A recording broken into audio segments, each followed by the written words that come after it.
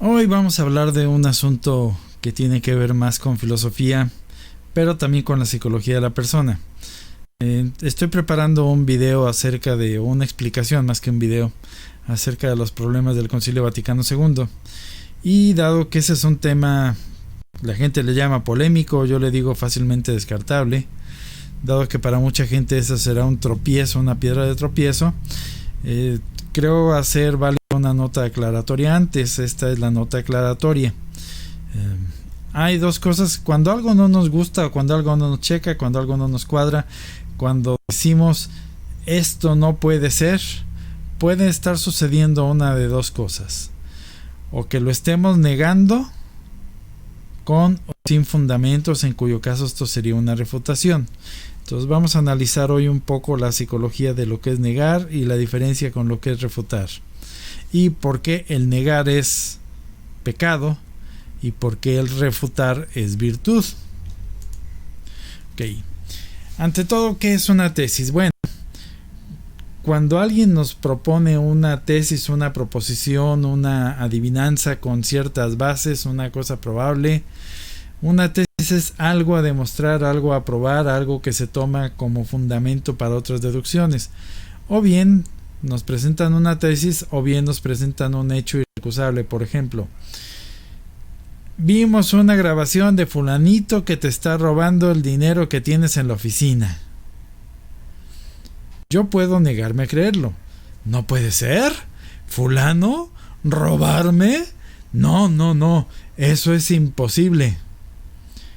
Pero, como contra hechos no hay argumentos, contra factum non argument, entonces si nos muestran una grabación no falsificada, obviamente una grabación real, de fulanito robando el dinero de la caja, pues podremos decir alguna explicación debe tener.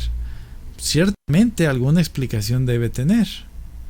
Una explicación, la cual de entrada es la única explicación posible, es que te está robando. Entonces, que te niegues a creer algo que es evidente es una cosa buena. Entonces, pueden proponernos una tesis o una realidad, una evidencia. Por ejemplo, Anne Barnhart sostiene la tesis de que Ratzinger, Benedicto XVI, pues es papa. ¿Por qué? Porque ella dice que su renuncia fue inválida de acuerdo a un canon X del derecho canónico de la Roma actual, de Wojtyla. Esa es la tesis, que Benedicto no renunció adecuadamente y por lo tanto él sigue siendo papa. Entonces, ¿qué sucede ante una tesis que, cuando no me cuadra la tesis que me están planteando, mentalmente la descarto, la quito, la arrojo al cubo de la basura? Digo, se acabó, no puede ser y punto, vete a volar. Lo único que hacemos es decirnos a nosotros mismos: eso está mal, yo no lo creo, y es un idiota quien se afirme a decirlo, como el de 1 Peter 5, Steve Secock afirma acerca de Van Hart, dice que ella está idiota y punto, pero no demuestra lo contrario. Entonces, ¿qué es la negación? Bueno, la negación es el acto voluntario de no dar crédito o credibilidad a una teoría o a un hecho que nos presenten. Y esto está basado en una preconcepción mental de algo que ya tenemos, algo que ya está en nuestras creencias. No tiene que ver con los hechos o con la realidad. Fulanito es alguien a quien yo aprecio, pues me niego a creer que me esté robando. Entonces, eso tiene que ver con una concepción mental. Yo guardo una idea de la persona que no la creo capaz de robarme, pero contra una evidencia que me muestren una grabación, un video de la persona en acto de, y si pese a eso yo digo no, sigo sin creerlo, estoy haciendo un acto voluntario. Digo, no quiero creerlo. Por otro lado, ¿qué es la refutación? Bueno, es el demostrar racionalmente, basándose en referencias externas a la persona, no en mis propias ideas, sino en verdades o hechos conocidos o demostrables, que la tesis propuesta no puede ser verdadera porque o bien contradice axiomas o realidades o deducciones previas o principios de la propia tesis o leyes conocidas. Entonces, yo puedo negarme a creer que alguien me diga oye, vi llover de abajo hacia arriba. ¿Por qué? Porque eso violaría una ley conocida, la ley de la gravedad. Para que esto pudiera ser cierto, podrían ser, por ejemplo, o que la lluvia estaba cayendo en una zona de inversión térmica tal que el viento de abajo hacia arriba era tal que volvía a llevar la lluvia en sentido contrario, o bien que alguien inventó de algún modo algo que hasta ahorita no se cree posible, que es una antigravedad. Pero en principio, decir que yo veo llover de arriba hacia abajo, pues yo puedo no creerlo y estoy haciendo un acto racional. ¿Por qué? Porque burlaría una de las leyes conocidas. Mientras no se demuestre que la antigravedad es real y se demuestre o con un hecho o matemáticamente de forma tal que se tenga que creer, pues una lluvia de abajo hacia arriba es imposible. Del mismo modo, bueno, no, es un caso distinto a que si alguien me dice, oye, la renuncia de Benedicto fue inválida por tal y tal cosa, me está citando leyes conocidas, yo puedo comprobarlo por mí mismo. Entonces, aquí viene lo importante. La negación es un acto voluntario que no tiene que ver con el intelecto de la persona y que puede o no puede tener con una relación con una verdad externa. Entonces, lo importante es que la negación es un acto de la voluntad, mientras que la refutación es un acto del intelecto que descubre una contradicción o error en los razonamientos o premisas de la tesis. Entonces, dado que la negación per se es un acto voluntario, en cuanto a tal es un acto humano, consciente y deliberado, y si contradice a una verdad demostrada o demostrable, es automáticamente un pecado contra el Espíritu Santo.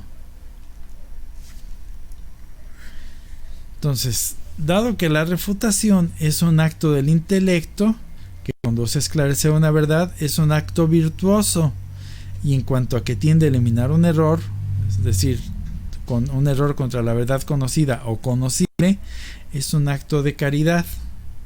Entonces, ¿cuáles son los pecados contra el Espíritu Santo? Primero, la desesperación de salvarse. Yo no creo que yo me vaya a salvar. La segunda es la presunción de salvarse sin merecimientos. Yo doy por supuesto que me voy a salvar.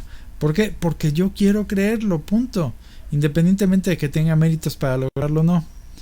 El tercer pecado contra el Espíritu Santo es la impugnación de la verdad conocida. Es decir, está por ejemplo el dogma de la infalibilidad papal. Es una verdad conocida.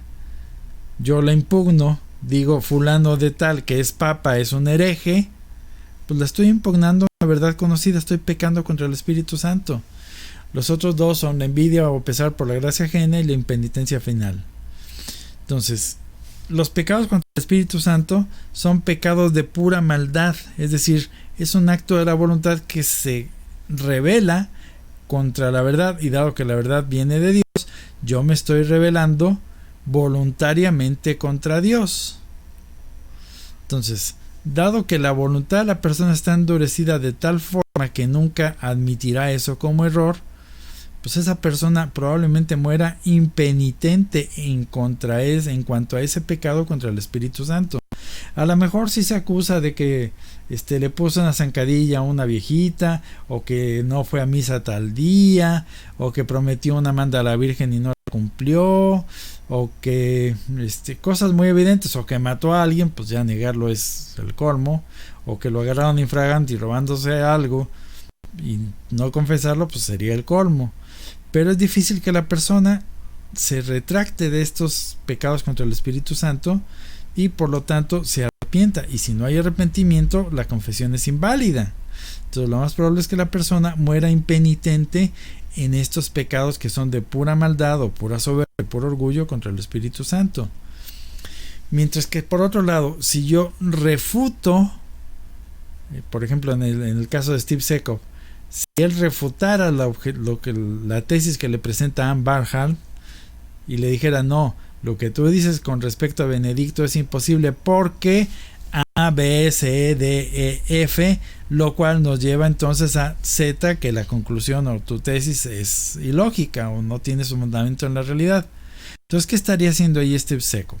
enseñaría al que no sabe que es la primera obra de la misericordia espiritual, daría un buen consejo a que lo necesita, a Ambarna en este caso, corregiría al que está en el error. Entonces, mientras que negarse a creer algo que es demostrado o demostrable es un pecado contra el Espíritu Santo, el refutarlo, es decir, dar las razones por las cuales aquello no puede ser, pero aquí insisto, dar intelectualmente las razones, que es un ejercicio del intelecto, serían actos virtuosos en favor de la persona. Entonces, esto va a ser importante que lo tengan en mente cuando empecemos a analizar el Concilio Vaticano II, porque dado que va a ir en contra de sus prejuicios de que el Concilio Vaticano II fue inspirado por el Espíritu Santo, pues entonces al negarse a creer la explicación que se dará, estarán cometiendo un acto contra el Espíritu Santo y ya están cometiendo un montón contra el Espíritu Santo. ¿Por qué?